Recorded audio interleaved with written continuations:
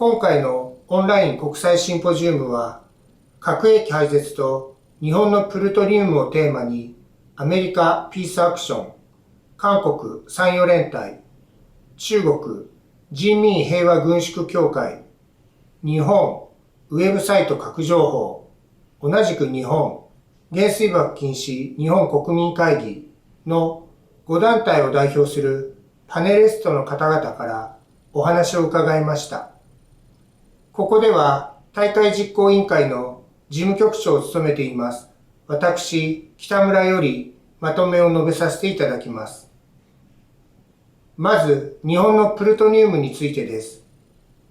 核情報の田久保正文さんからは、そもそもの再処理から6カ所再処理工場の現状までを解説していただき、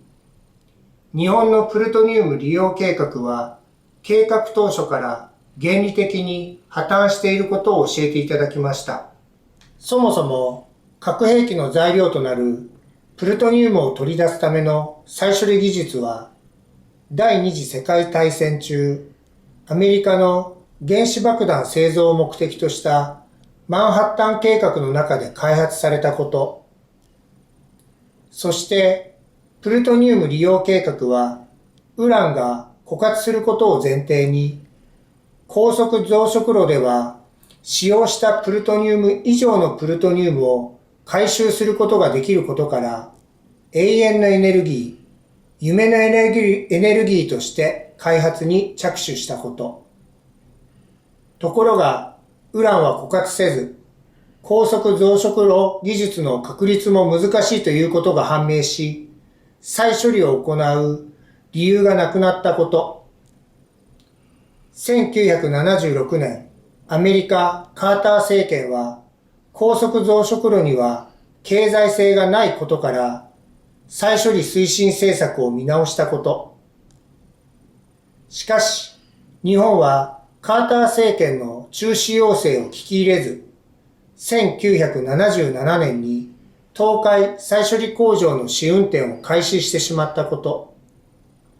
そして、このことが現在まで続く大きな失敗であることを教えていただきました。田久保さんは最後に、原水金がこの問題を核拡散の視点から捉えていること、日本のプルトニウム利用は世界の反核運動、そして東アジアの平和にとって最大の課題の一つだということを指摘されました。ご視聴いただいている皆さんともう一度考えてみるきっかけにしなければなりません。原水金の藤本康成さんからは、日本の原子力政策への批判は、福島原発事故ではなく、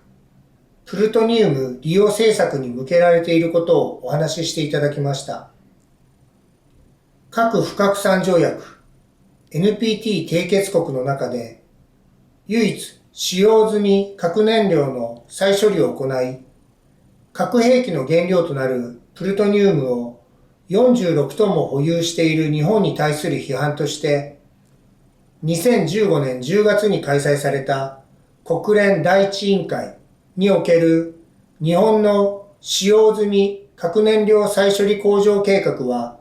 世界を安心させるのではなく、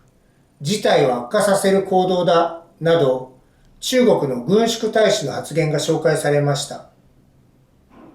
加えて、2016年6月には、アメリカ・バイデン副大統領が中国・習近平国家主席に対して、日本は一夜で核兵器製造が可能と発言したと伝えられていますし、2018年7月にアメリカが日本政府に対して、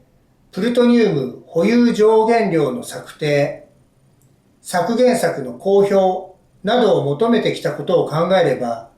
日本に対するアメリカの懸念が見て取れます。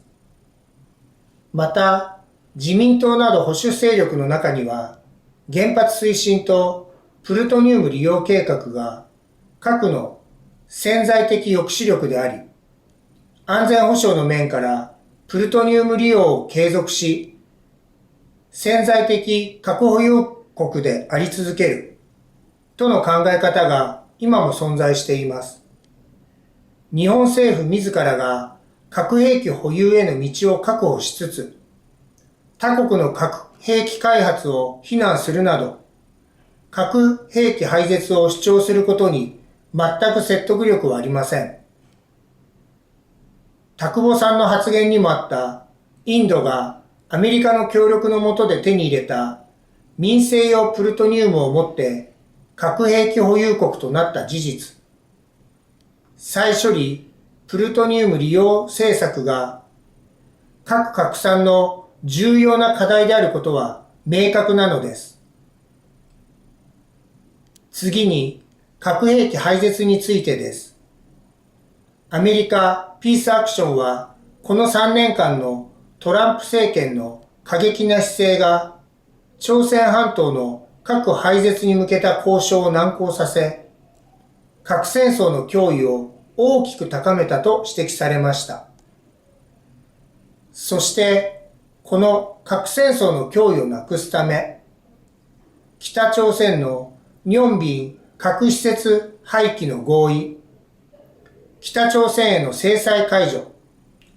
ワシントンと平壌への駐在員事務所設立、そして朝鮮戦争の正式な終結宣言などの具体的なアプローチも提起していただきました。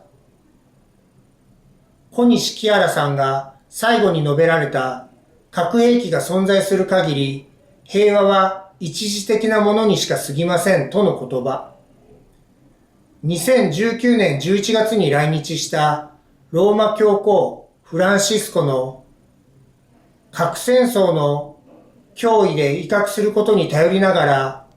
どうして平和を構築することができるでしょうかとの問いかけに通じるものがあります。中国人民平和軍縮協会からは軍拡競争と戦争に反対し軍縮を勝ち取り核兵器及びその他の大量破壊兵器を全面禁止、完全撤退し、世界平和を維持するために取り組まれていることをお話ししていただきました。元帥勤の藤本さんからは、核兵器廃絶を主張しながら、アメリカの核抑止力を安全保障の根幹に据える日本政府の姿勢は、核兵器の存在を肯定するものであり、ダブルスタンダードとの批判を免れるはずがないとのご指摘もありました。元帥勤は核兵器廃絶のアプローチの一つとして東北アジア非核地帯構想を掲げています。朝鮮半島の非核化を求めていくためには日本の核保有への懸念材料であるプルトニウム政策を廃止し日朝及び日朝間における信頼醸成と平和への話し合いを進めなくてはなりません。中国人民平和軍縮協会からの発言の通り、すでに中国は核兵器の先制不使用宣言をしています。アメリカ、ロシアから先制不使用宣言を引き出し、朝鮮半島と日本の非核化をもって東北アジアの平和を作り出す。被爆国日本の具体的政策として東北アジアの非核地帯に向けた努力が求められています。2020年1月時点での核兵器数は13,400。2019年からの1年間で465減少しましたが、老朽化による廃棄数であること、核兵器の近代化に取り組んでいることを考えれば、核兵器廃絶へ進んでいるとは思えません。新型コロナウイルス感染症パンデミックにより、5年に一度開催される NPT 再検討会議は、開催が2021年1月に延期されました。NPT をめぐる現状は極めて重大局面にあり、最終文書の合意に至らなければ、NPT そのものの存在意義が問われることになります。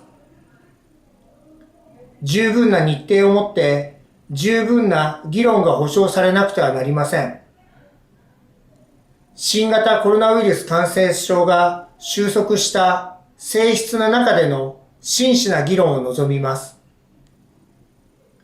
原水金は状況を見ながら NPT 再検討会議への取り組みを検討していきます。被爆者や原水金が長年にわたって求め続けている核兵器廃絶への歴史的一歩として極めて重要な条約、核兵器禁止条約は2017年7月7日、国連加盟193カ国中122カ国の賛成で採択されました。2020年7月26日現在、40カ国が批准し、条約発効まであと10カ国となりました。核兵器禁止条約が早期に発効されることを期待し、今回の国際シンポジウムを終わらせていただきます。最後までご視聴いただきありがとうございました。